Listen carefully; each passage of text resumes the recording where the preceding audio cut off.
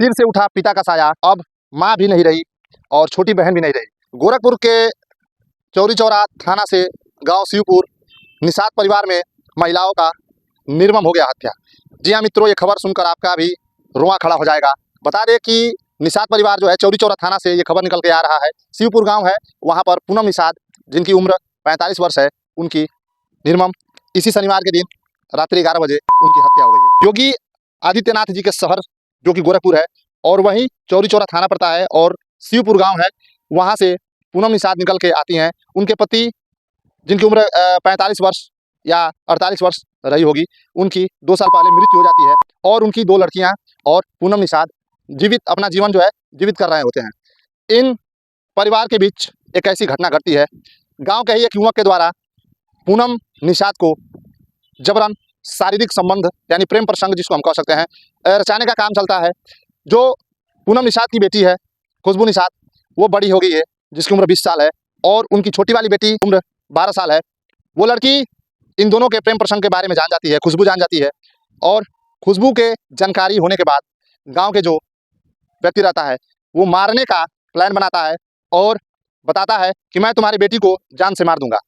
जो कि खुशबू ने इस वीडियो में खुलासा किया है कि गांव के ही एक कोटेदार व्यक्ति है जिसका प्रेम प्रसंग उसके मां के ऊपर हक जता रहा था। घर के मुखिया न होने के बावजूद वो प्रेम प्रसंग का जाल में खुशबू के माता को फंसा रहा था। जब खुशबू को ये बात जानकारी होती है कि मेरी मां के ऊपर ये कोटेदार जो है जबरन प्रेम प्रसंग का ये शारीरिक संबंध बनाने का प्रताड़ित कर रहा है, उसी वक्त खुशबू क्या करती है, जब घर में आती है और शनिवार के दिन रात्रि 11 बजे का समय रहता है, जब कुछ गुंडों के साथ आता है कोटेदार और घर में घुसता है, तो खुशबू की नज़र उस आरोपी पर पड़ जाती है और खुशबू को पहले रेप करने का कोशिश किया जाता है। उसके बाद जब खुशबू रेप करने में इनकी कोशिश नाकामयाब होती है, तुरंत खुशबू को दरवाजे में बंद कर और उसके माँ और छोटी बहन को भेज दिया जाता है। दोस्तों बता दें कि ये मामला आपके गोरखपुर से है और चौरी चौरा थाने से है। जब कोशिश की जाती है और खुशबू उनके कोशिश को नाकामयाब बताती है, तो बता दें कि उसके माँ के कमरे में जाते हैं और उसकी छोटी बहन को और उसके माँ को धारादार चाकू से हत्यारों ने निर्मम गला ये बड़ा क्राइम कर देते हैं, जिसमें खुशबू अकेली बच जाती है और शोर मचाना खुशबू शुरू कर देती है।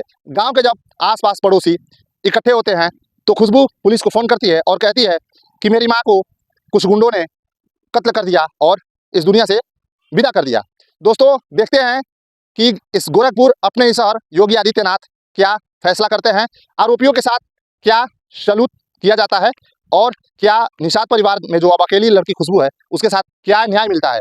मेरे खिलाफ से ये देखो देवरिया न्यूज़ ये पुष्टि नहीं करता, क्योंकि ये कुछ संदिग्ध मामला है और ये जानकारी के तौर पे मैं आपको बता रहा था कि एक शारीरिक संबंध बनाते हुए सोचिए कि एक परिवार के मुखिया जब नहीं रहते हैं तो उस परिवार के मुखिया को चले जाने के बाद, स्वर्गवास हो जाने के बाद उसके लड़की को, उसके पत्नी को और उसके छोटी बेटी को मजबूर किया जाता है और उसकी पत्नी को शारीरिक संबंध बनाने का जबरन प्रयास किया जाता है।